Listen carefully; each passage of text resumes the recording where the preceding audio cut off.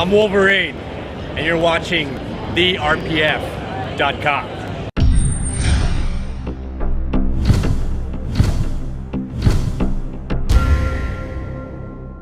Hey RPF, this is Star Wars Chick. I'm at Comic-Con 2011 and I'm in the UD Replicas booth. Today I'm going to talk with David Pea, who's the owner and creator of UD Replicas.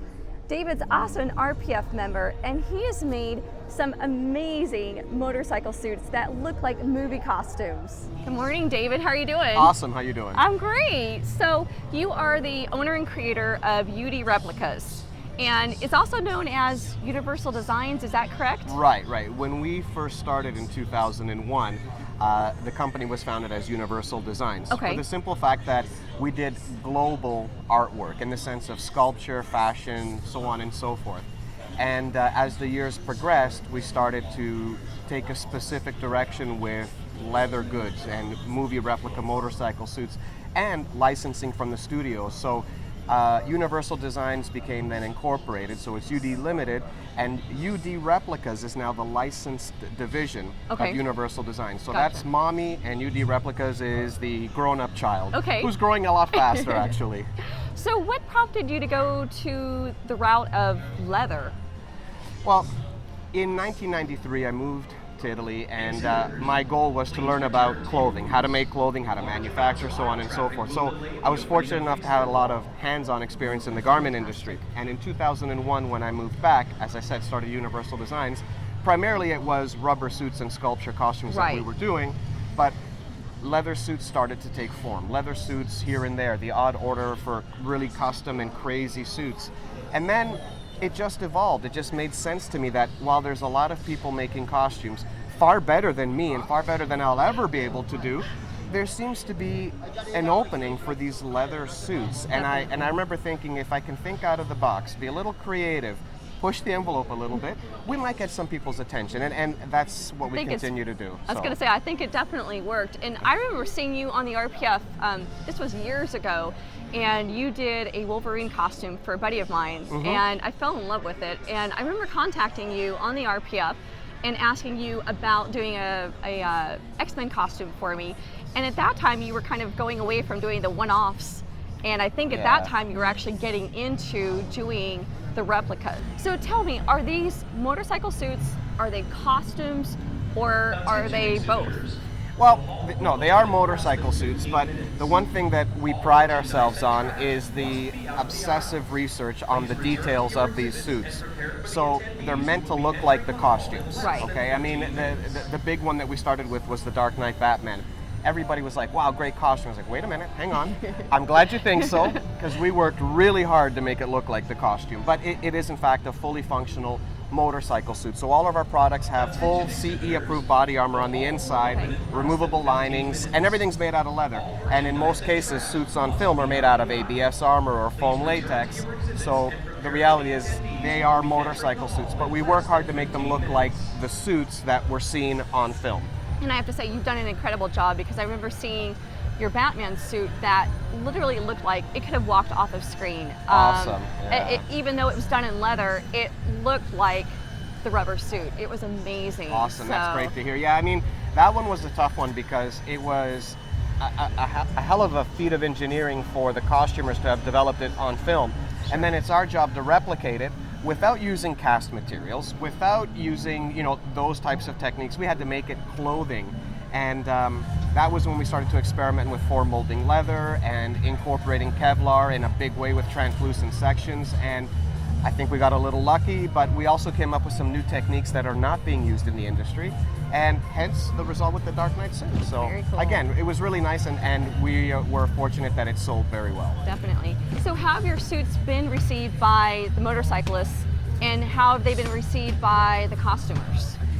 I'm very proud to say that in both cases received very well. Now, here's the thing. Costumers are into costuming, so they're naturally drawn to what's going on here because they're curious. Sure. If they haven't already heard of us, they're like, my God, what's going on with that? That looks like leather. Is it leather? It's a stormtrooper. What's up? So the costumers are definitely drawn to it. Now, the motorcyclists, a lot of them dig it. I mean, 75% of our customers do in fact ride bikes. I mean, that is the purpose of why they're buying it. Sure. But there is also a select group that never heard of us, may not be into superheroes, may not, understand the movies. So they look at it and their first reaction is, what? What? And then they'll come in, they'll touch and this and that, and then suddenly they'll be like, that's cool. I may not wear it, but so I appreciate the fact that customers, people will come up to us, review our goods and give us their honest opinion, say that they dig it, appreciate the work, so on and so forth.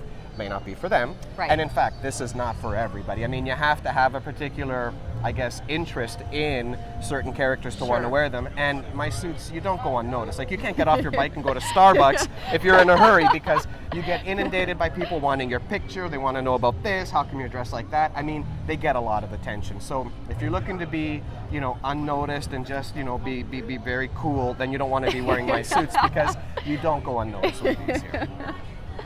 Now, let me ask you, what is the difference between your motorcycle suits and a mass-produced motorcycle suit? I mean, there's a lot of differences. I mean, the term mass-produced has gotten a pretty bad rap over the years, and that's not the case, because I don't want anybody to think that I'm sitting there personally stitching, 1,000 suits or 900 jackets, because that's not the case. So there is a sense of mass production for us as well, but there's also a large part of stuff done by hand. I mean, you can see by the goods, there's just no machine that's going to do this. Right. So we are working a large part of these by hand.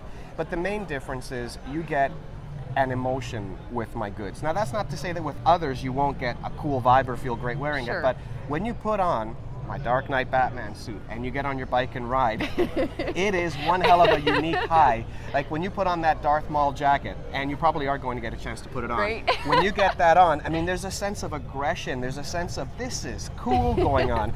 And I think that once people start to put on the trooper suits, no, it's not ABS, but the reality it is... looks almost like it though. I mean, it's the detail is just incredible, and we'll definitely show off all of these suits, but I mean, it looks like a stormtrooper, only in leather, so it's incredible. Well, that's it. I mean, that's the vibe. It's supposed to look like a stormtrooper and be in leather, and so people who are fans of these characters are now going to get the chance to go to work dressed up as your stormtrooper, and, that's your everyday jacket, or if you ride, that's going to be your new suit. But there's definitely an emotion attached to my goods, and there has to be. Otherwise, why would somebody buy it? Didn't they just buy a typical leather jacket that's got all the bells and whistles on it? So we try to really separate ourselves from what everybody else is doing, and I say what everybody else is doing with respect, because I don't claim to be better or worse than anyone, but we have a emotion that's tied to these film characters, and I hope that the customers look at that and understand this is where we're going with our product line. Definitely. Very cool. So I know that you're on the RPF, and for those that don't know David, he goes by David YR1 on the RPF. David Year One. It's YR though, right? Correct, Yeah. yes. So tell me, how is the RPF, being a member of the RPF, how has that impacted you personally and professionally? Wow, huge. I mean, like I said, in 2001, I came back. I found the RPF by chance, and prior to the RPF, I thought I was the only guy who was into making costumes, the only person who knew what latex was. So it was great to find a group of people that shared my interest, but I was a little intimidated because the talent level on the RPF is ridiculous. Crazy, exactly, It's ridiculous. exactly. So for 1 year, until 2000, all I did was read and blah, blah, blah, and then in 2002, I joined up. And I was just a guy, had a hobby, a little desk in a 6x8 room, almost like a cell. That's where I was doing my work. Wow. And the RPF, once I would start to show my work, everybody was extremely supportive. I was showing superhero stuff, and at the time the RPF was generally 99% Star Wars related. So I would start my threads with Batman and my new lightsaber, just to get the people's attention to go in there and see what I was doing. But everybody was always supportive, really cool. Dave, that's great. Have you considered doing this? Have you considered doing that? So the reality is I don't think I would be here today doing what I'm doing now had I not had the support of a couple of online forums, but in particular the RPF, because these were people that I had gotten to respect over the course of a few years, and they were telling me, stick with it, here's how you should do it, have you tried doing this? And it was really encouraging, and it allowed me to come out of my shell a bit and experiment and try, and the more I posted, the more feedback I got, and it has always been great. I mean, I love the RPF, I love the members, it's a fun forum. Definitely. And this whole new social networking aspect, it really does put guys like me in contact with people that are on the other side of the world working on similar projects, and it allows hundreds of us to discuss a given topic that prior to this would have been impossible. So I really think that without the RPF, I wouldn't be here. So I'm a proud member, and I hope to continue to be a member for the next 50 years. Definitely. Well, thank you.